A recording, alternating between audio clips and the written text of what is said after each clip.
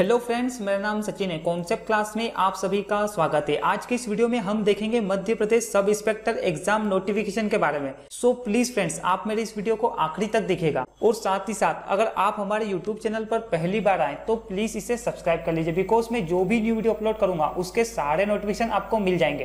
तो चलिए शुरू करते हैं आज का ये वीडियो।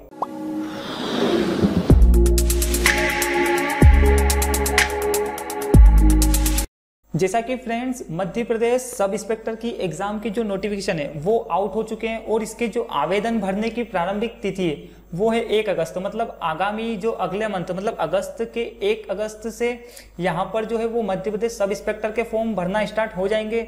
और आवेदन जो भरने की अंतिम तिथि है वो क्या है 30/8/2017, मतलब 30 अगस्त 2017।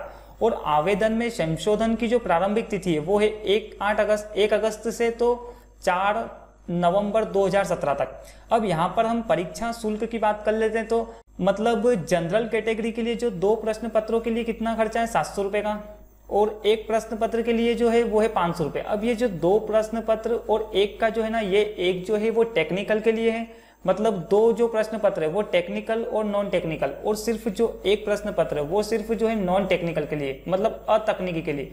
उसके बाद अनुसूचित जनजाति हो चाहे अनुसूचित जाति हो चाहे ओबीसी अन्य पिछड़ा वर्ग के छात्रों के लिए जो है 2 प्रश्न पत्र के लिए 350 रुपए और 1 प्रश्न पत्र के लिए जो है वो 250 रुपए।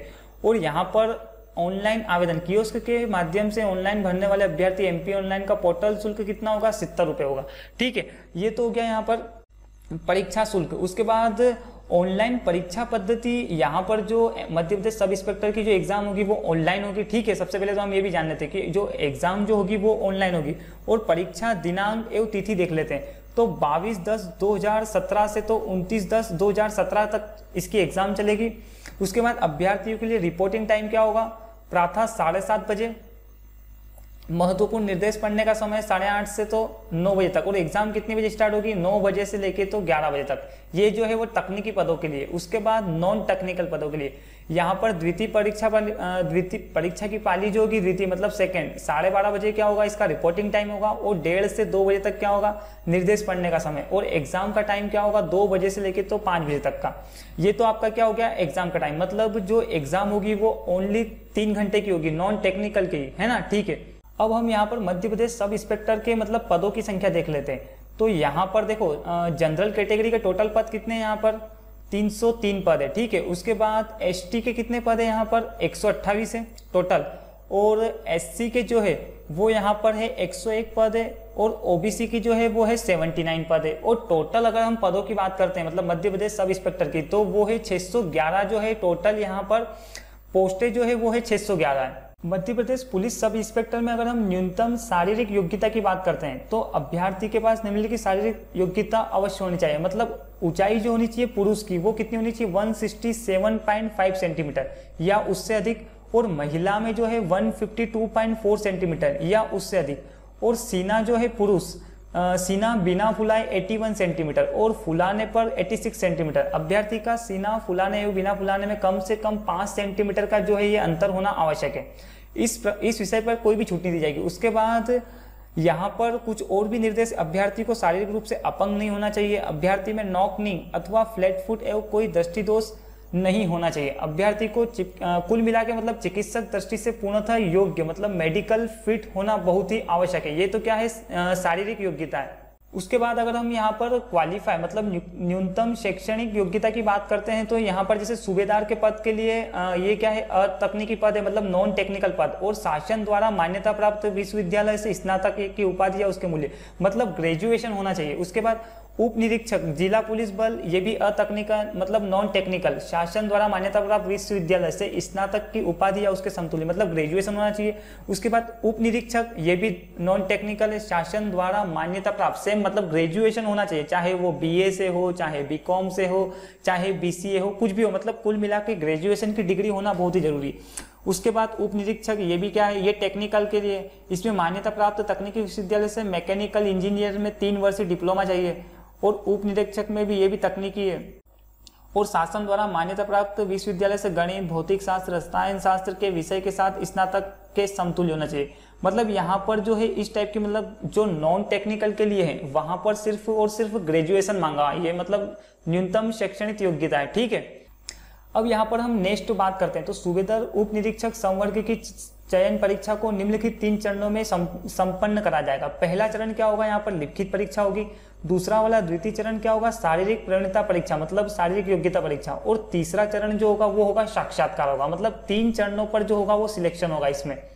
आगे हम अगर देखते हैं तो प्रथम चरण में क्या होगा, लिखित परीक्षा में Madhya Pradesh professional examination board Bhopal द्वारा ली जाने वाली लिखित परीक्षा के प्रश्न पत्रों में विषय, समय, अवधि, अधिकतम अंक हिंदी, इंग्लिश निम्न नियम अनुसार है। मतलब प्रश्न पत्र क्या होगा, यहाँ पर जो तकनीकी मतलब टेक्निकल होगा उसमें क्या होगा, विज्ञान, गणित, भौतिकी शास्त्र और रसायन शास्त्र। ये जो अवधि मतलब समय होगा वो 2 घंटे होगा और अधिकतम अंक क्या होंगे इसके 100। उसके बाद हिंदी अंग्रेजी में दक्षता एवं सामान्य ज्ञान, मतलब यहाँ पर जो नॉन टेक्निकल और टेक्निकल ये दोनों के लिए अनिवार्य पेपर है। और इसकी जो समय अवधि होगी वो 3 घंटे और टोटल मार्क्स कितने होंगे, यहाँ पर 200 मतलब 200 क्वेश्चन होंगे और 200 मार्क्स होंगे। और हिंदी के जो होंगे वो 70 क्वेश्चन होंगे यहाँ पर, इंग्लिश के यहाँ पर 30 क्वेश्चन होंगे और सामान्य ज्ञान में रीजनिंग, मैथ्स वगैरह वगैरह ये टोटल जो क्वेश्चन होंगे वो 100 क्वेश्चन होंगे। अभी हमने लिखित परीक्षा का देखा था। अब शारीरिक प्रवीणता टेस्ट, प्रवीणता मतलब योग्यता, शारीरिक योग्यता टेस्ट में क्या क्या होगा, पुलिस विभाग द्वारा लिए जाने वाले शारीरिक परीक्षण 3 विधाओं अर्थात 800 मीटर दौड़, लंबी कूद तथा गोला फेंक संपन्न किया जाएगा। मतलब यहाँ पर टोटल जो होंगे वो 3 इवेंट होंगे, वो 800 मीटर दौड़ होगी, लंबी कूद होगी और गोला फेंक होगा। और अगर इन तीनों क्वालिफिकेशन मतलब इवेंट के बारे में अगर हम जानते हैं तो उक्त तीनों विधाएं क्वालिफाइंग स्वरूप ही होगी, अर्थात इसके कोई अंक नहीं प्रदान किए जाएंगे। 800 मीटर दौड़ में क्वालिफाई करने हेतु निम्नलिखित समय सीमा है। मतलब 800 मीटर की जो दौड़ होगी उसके लिए पुरुष के लिए जो है 2 मिनट 40 सेकंड का समय होगा और एक ही अवसर दिया जाएगा, ठीक है। उसके बाद अगर हम महिलाओं की बात करते हैं तो यहाँ पर 3 मिनट 30 सेकंड और ओनली 1 अवसर, मतलब एक ही अवसर दिया जाएगा। और भूतपूर्व सैनिक में 3 मिनट और 15 सेकंड और ओनली 1 एक अवसर। उसके बाद लंबी कूद की बात करते हैं तो पुरुष क्या होगा यहाँ पर 13 फीट 3 चांस, मतलब लंबी कूद क्वालिफाई करने हेतु जो निर्धारित न्यूनतम दूरी है वो है 13 फीट है और 3 चांस मिलेंगे। उसके बाद महिलाओं में क्या होगा 10 फीट 3 चांस। उसके बाद भूतपूर्व सैनिक में भी 10 फीट और 3 चांस। उसके बाद गोला फेंक की अगर हम बात करते हैं तो गोला फेंक क्वालिफाई करने हेतु निर्धारित न्यूनतम दूरी जो है पुरुष के लिए 19 फीट है और गोले का जो वजन होगा वो क्या होगा 7 किलो 260 ग्राम और 3 चांस मिलेंगे। और महिलाओं के लिए 15 फीट, गोले का वजन कितना होगा 4 किलोग्राम और 3 अवसर। और भूतपूर्व सैनिक के लिए भी 15 फीट, गोले का वजन 7 किलो 260 ग्राम और 3 चांस इसमें भी मिलेंगे, ठीक है। आगे यहाँ पर हम देख लेते हैं लिखा हुआ क्या, यह उल्लेखनीय है कि उम्मीदवार को उक्त तीनों विधाओं में उत्तीर्ण होना आवश्यक है। शारीरिक प्रवीणता परीक्षा की किसी भी एक विधा में असफल रहने वाले अभ्यर्थी को इस स्तर पर अनुत्तीर्ण घोषित कर दिया जाएगा और उनका साक्षात्कार नहीं लिया जाएगा, ठीक है।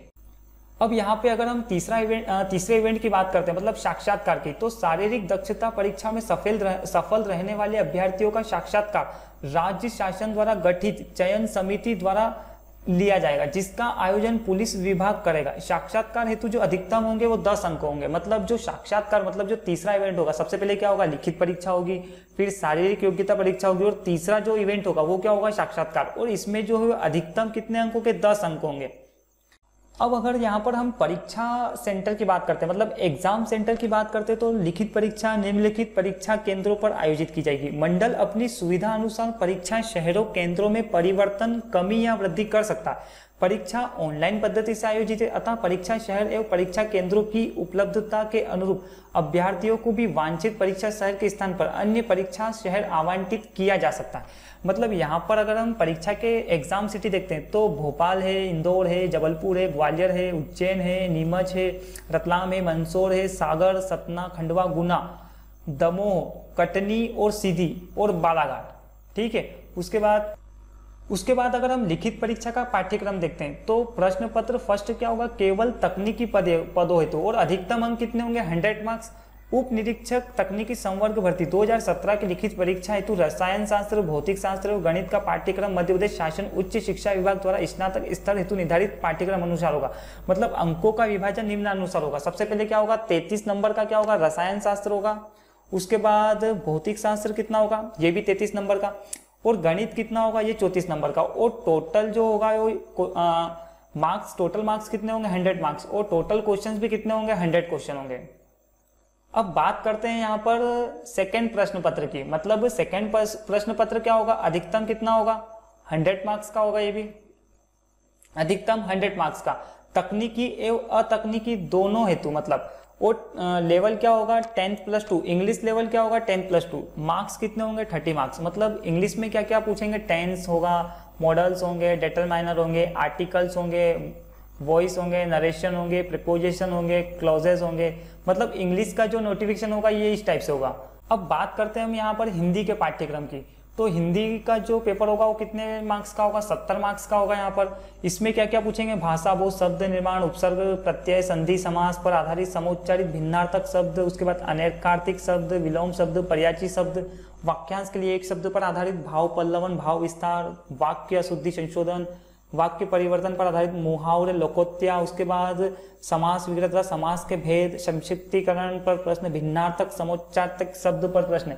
उसके बाद यहाँ पर बोली, विभाषा, मातृभाषा, राजभाषा, राष्ट्रभाषा, मुहावरे, लोकोत्य। उसके बाद काव्य काव्य की परिभाषा, जैसे भेद, मुक्तक काव्य, प्रबंध काव्य, महाकाव्य, खंड काव्य, रस, परिभाषा, अंग, भेद, उदाहरण। उसके बाद अलंकार, वक्रोक्ति, अतिशोक्ति, अन्योक्ति, छंद में गीतिका, हरिगीति और लल्ला रोला, और रस में परिचय, अंग, रस, भेद, उदाहरण सहित अलंकार, और छंद काव्य की परिभाषा एवं काव्य के भेद गुण। ये क्या होगा हिंदी में जो है ये इस टाइप का सिलेबस है पूरा इसका।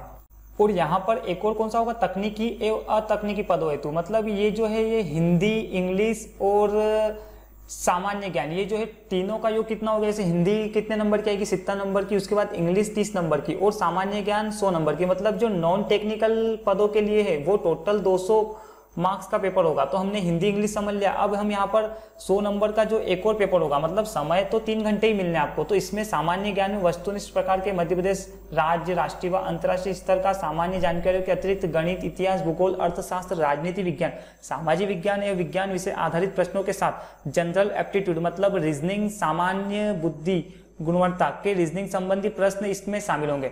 मतलब कुल मिला के अगर देखा जाए तो नॉन टेक्निकल का पेपर कितने मार्क्स का होगा, 200 मार्क्स का होगा, और 200 क्वेश्चन होंगे। उसमें 70 जो है हिंदी के क्वेश्चन होंगे और 70 मार्क्स। उसके बाद 30 जो होंगे वो इंग्लिश के क्वेश्चन और 30 मार्क्स। उसके बाद ये 100 मार्क्स का मैंने आपको भी बता ही दिया, ये लिखा हुआ अपनी स्क्रीन पे, जैसे तकनीकी एवं अतकनीकी पदों के लिए।